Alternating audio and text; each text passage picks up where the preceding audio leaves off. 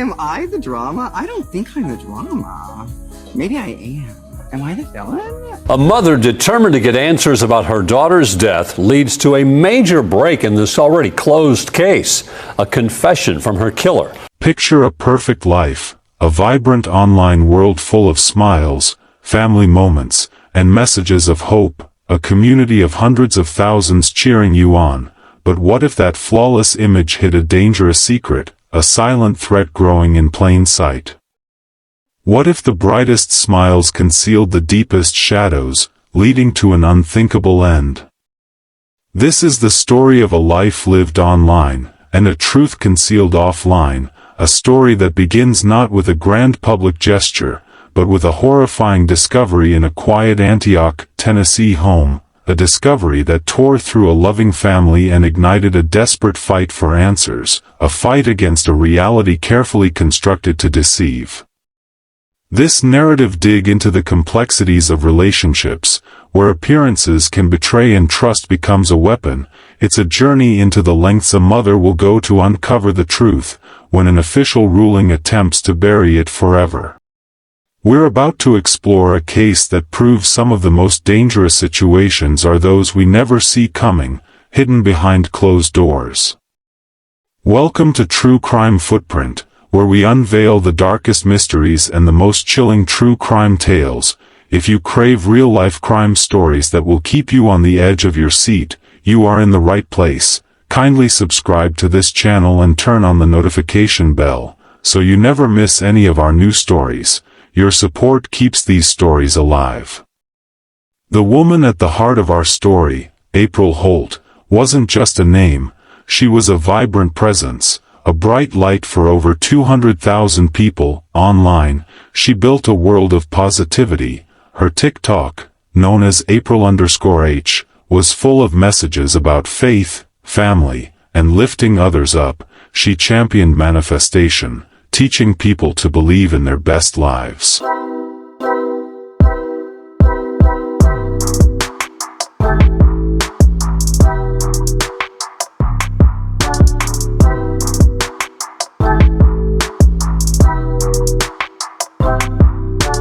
Offline, April, born in Florida in 1994, was a dedicated lash technician, running her own business, but her most important role, the one that defined her more than any other, was being a mother. She had two children, 12-year-old Serenity and 8-year-old Denzel. This fierce maternal bond meant everything to her.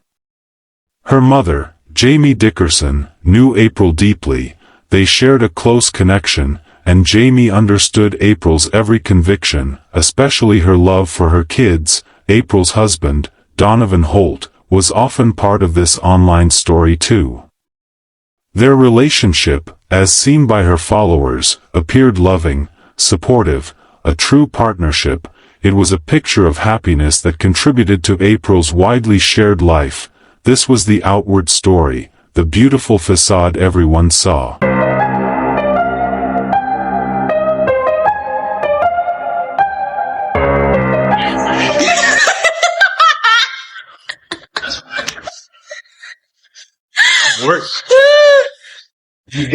That picture of online happiness was a masterful illusion. Behind the filtered posts, April's private world was far from perfect. In fact, her marriage had been strained for quite some time.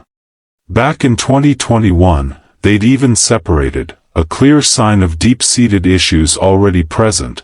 But it was 2 weeks before her death when April made a truly decisive move. She filed for divorce from Donovan, a step she kept completely secret from her huge online following. Jamie, April's mother, knew this time was different. April had thought about leaving Donovan before, but always returned. This time, Jamie felt April was truly ready to start a new life. Yet, as April planned her future, something far darker was unfolding. Okay, so the story is that we are getting divorced because of our decision. It's my best friend. I still love her to death. Like, we still got a child together. We still gonna be hanging out. I'm probably all the time, most days of the week. But at the end of the day, we got shit to do. That's it. You feel me? She has a path to go. I got a path to go, but I pass to pay her live. We always gonna be next to each other. Yeah. And who's to say what's gonna happen in the future? All that we know is right now. Right now, it's the best. I mean, real talk, it's the best decision for both of us. For her to do what she needs to do, for me to do what I need to do. So we can grow and heal and that's it. Elevate. No hard feelings. This is not a messy divorce or anything like that. We don't do that. This is like I said. Like he said, this is my best friend at the end of the day. He has been before the relationship, before the marriage, before the kid. So nothing's gonna change. So like, look at her, bro. Like I would never lose this forever. For real. And look. So we're good, y'all. For real though, like for real. Promise y'all. On the very day she died, her young son witnessed a heated argument between April and Donovan. This was no peaceful home, it was a place of deep conflict. Adding to the unsettling details, Donovan had pawned his wedding ring just the week before April's death. It was an action that, in hindsight, painted a grim picture of their final days together. The marriage everyone saw online was crumbling. April was finally breaking free, taking steps toward a new beginning. She never got to live it. Then came the day the public image shattered. It was a summer morning in July 2023. At her Antioch home, April Holt was found unresponsive. The scene was deeply disturbing, a sight that defied simple explanation. She lay there with a plastic bag secured tightly around her head, held in place with tape. It was a deliberate setup, one that immediately felt wrong. Initial accounts varied slightly about who found her. Some mentioned her young son, others stated her husband, Donovan. These small differences were noted, even then. April was rushed to Southern Hills Hospital. Her condition on arrival was dire, marking the extreme gravity of the situation. Later, Donovan told the police he had found her unresponsive in the shower with that bag over her head. This statement shaped the first official understanding of what happened. The authorities began their work, collecting information and taking statements. Based on what they saw and what they were told, they started to form a conclusion that would soon send April's mother, Jamie, reeling. In November of 2023, the official word came down. April's death was ruled a suicide. The cause was listed as complications from suffocation. With this finding, local police and city prosecutors closed the case. The online tragedy, to them, was a private, self-inflicted end, but for April's mother, Jamie, the official ruling brought no peace. It ignited a fierce fire within her. Jamie knew her daughter. She knew April's deep, protective love for her children. A mother like April simply would not abandon her kids in such a way. For Jamie, this ruling was a profound falsehood. When April was in the hospital, Jamie had seen things the official report seemed to overlook. Bruises on April's neck and ankles, broken blood vessels in her cheeks, a gash on her inner thigh. These were marks that screamed anything but self-harm. From that very first moment, Jamie told police this was not a suicide, it was homicide. April had a positive spirit. She was planning a new life, finally moving to divorce Donovan. These were not the actions of someone ending their journey. This strong conviction meant Jamie's fight was only just beginning, refusing to let April's real story be silenced. With the official pronouncement of suicide, the police closed their books.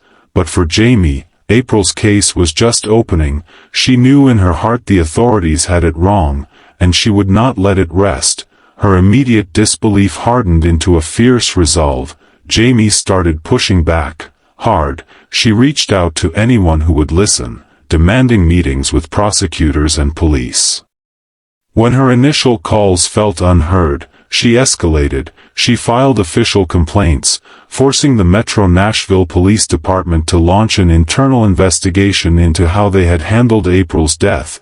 She even sought help from community review boards, determined to shine a light on what she saw as critical failures.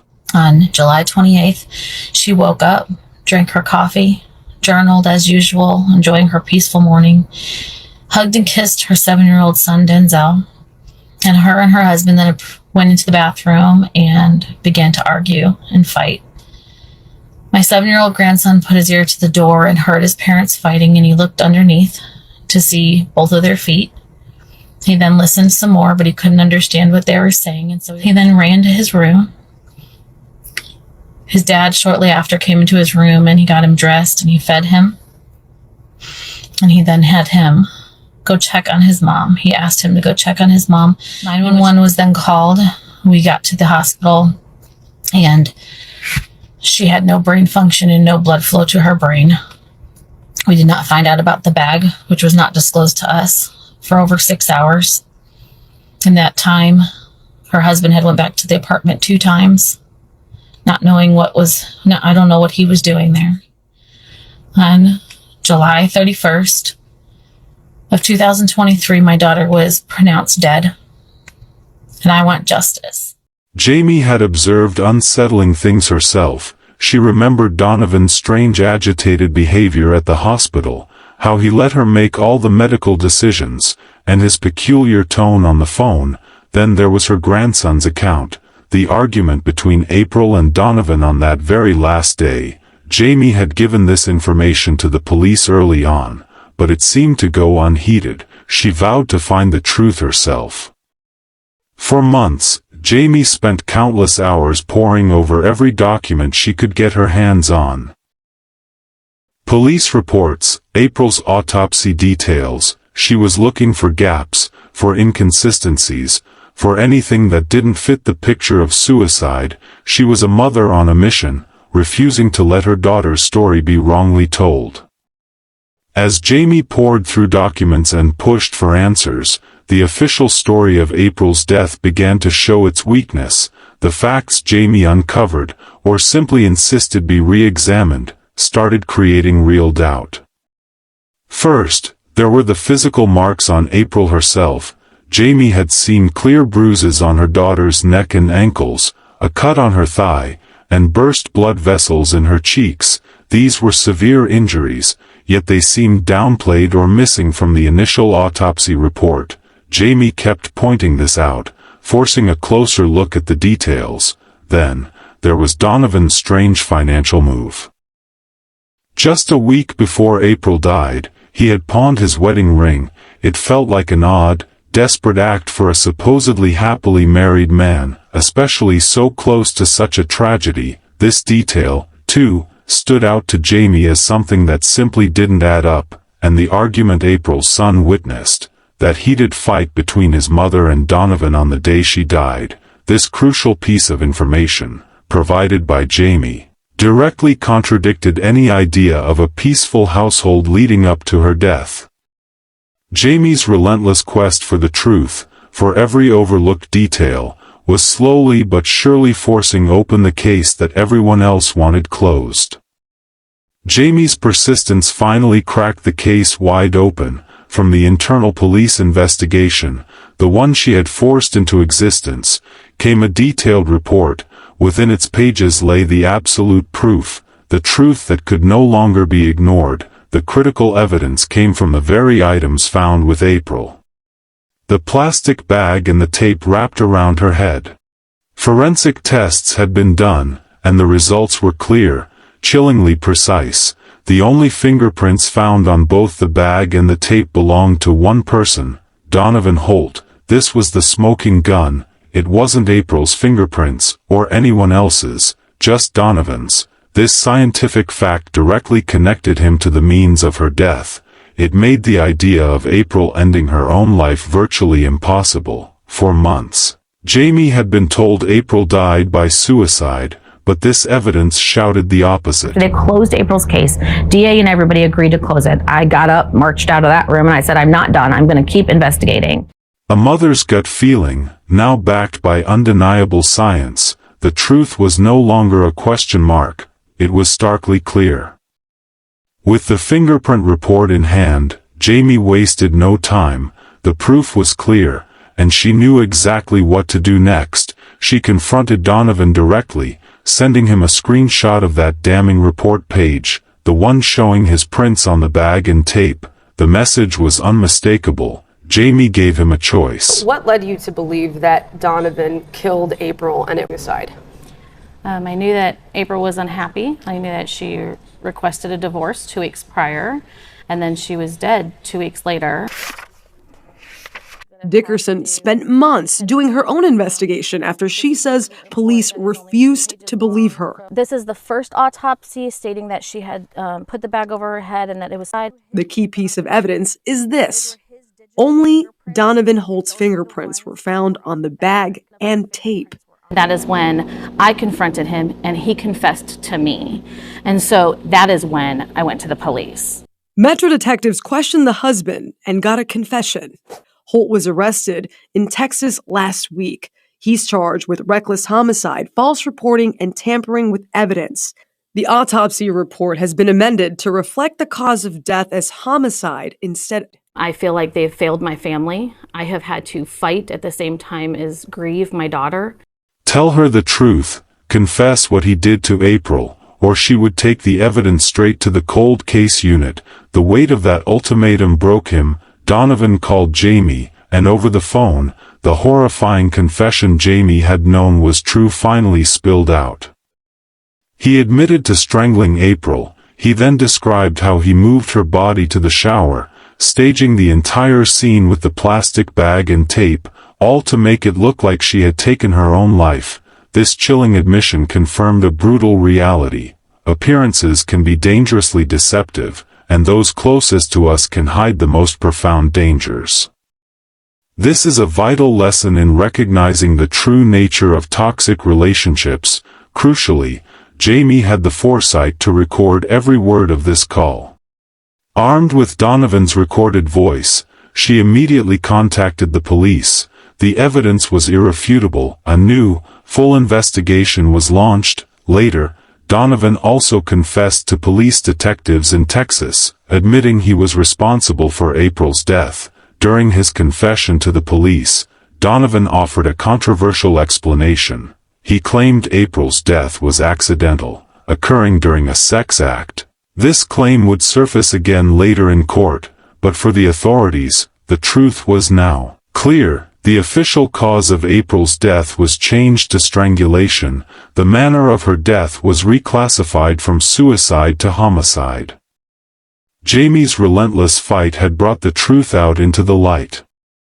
With Donovan's confession now on record, the legal process moved swiftly. He was arrested on September 19, 2024, in San Antonio, Texas. Then 33 years old, he faced serious charges: reckless homicide, evidence tampering, and false reporting. In November 2024, a plea deal was reached. Donovan Holt pleaded guilty to all 3 charges. For April's mother, Jamie, this moment was filled with profound disappointment. She had hoped for much more, for charges that truly matched the horror of what happened: first-degree murder, even child endangerment. These were not the charges she believed April's death deserved.